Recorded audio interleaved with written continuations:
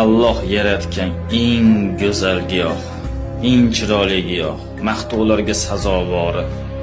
To'g'ri ko'rinishidan o'shami? Yo'q, o'rtoqlar, bu o'sha emas bu.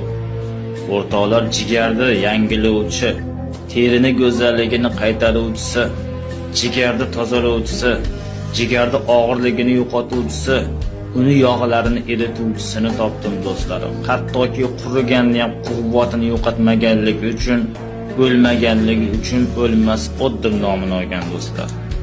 Hattoki vitiliyoga oq dog'i bor insonlar buni me'yorida ichganda, hattoki jigardanmi, buyrakdanmi, qayerda bo'lsa ham terisidan muammo kuzatilganda oq dog'lardan qutulgan insonlar ham mavjud hayotda do'stlarim. Bu shunaqangi mo'jizakor narsa.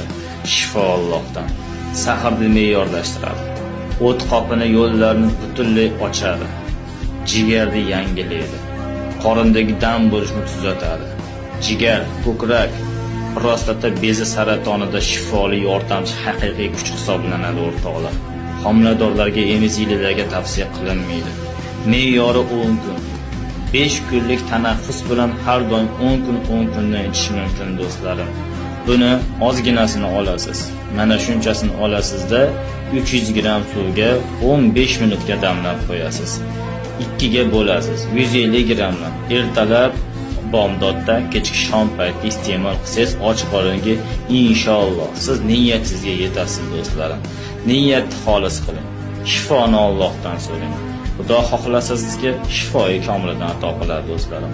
O'lmas o'tdan foydalanamiz, kasal bo'lmaylar, hech qachon gazini bosinglar. Omad.